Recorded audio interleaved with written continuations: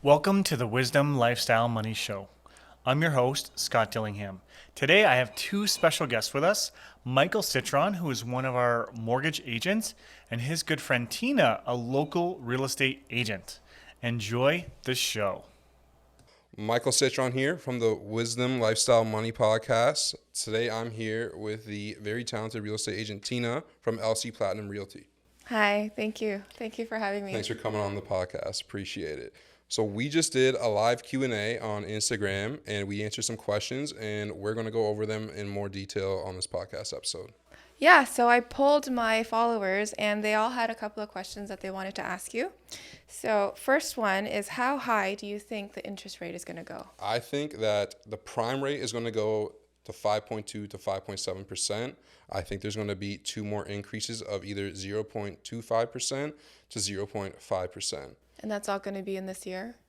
That's going to be by the end of 2022, yeah. Yeah. And so from that, do you think the market is going to crash? I don't think it's going to crash. I think it is going to slow down a bit. We've already seen it slow down. I don't think it's necessarily going to crash, though. I think max we'll see prices go down is around 20%. I think it's going to be short-lived and it's going to bounce right back up because right now there's so much money on the sidelines waiting to pounce on these properties because there's a lot of good deals right now. And supply is going to run out again, and we're going to be short on supply, and it's going to come back around. I think it's just going to be a couple of years. Yeah. So if someone was looking to sell their property soon, what would you tell them? I would tell them that they should really think about it. Maybe they should hold off because the market is going to come back around.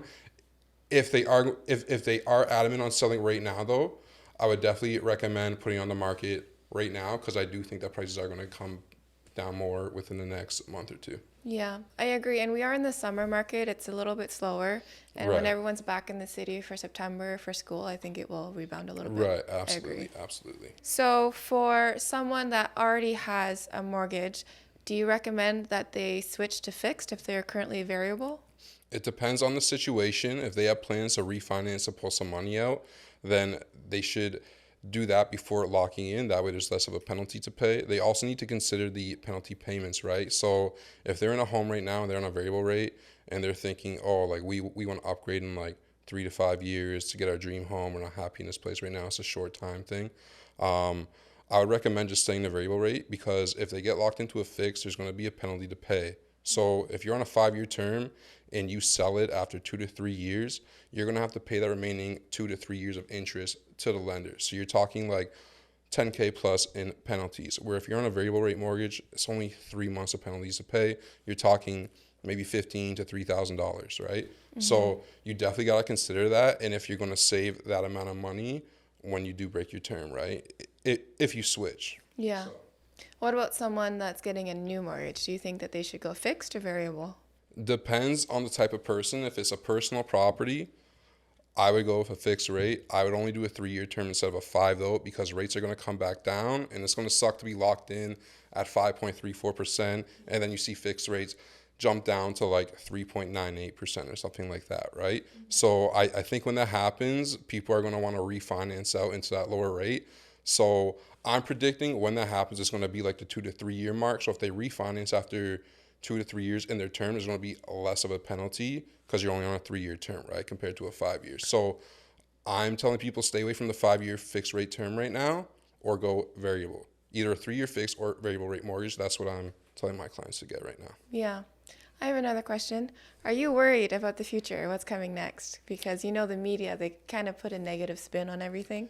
Yeah, like I'm not worried. I do see how the media, though, does kind of put fear into people's mind and makes them, like, jump out of the real estate game. They really don't help the situation. Like, No, yeah, race, it's terrible. yeah, like, we're in, like, a very weird time right now. Like, we got inflation at all-time highs. We have interest rates going up. And then we also have all the media that's behind all this. And they're just, like, not helping the situation at all.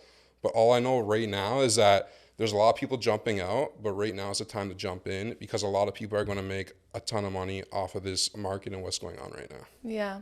And if you're flipping property, like if you're an investor, then there's a lot of things to consider. But as a first-time home buyer or someone that's buying property to stay in long term, usually the houses still come back.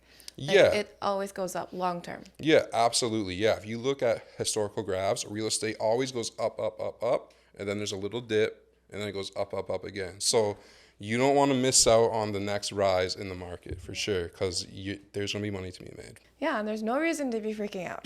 Right. Yeah. Absolutely.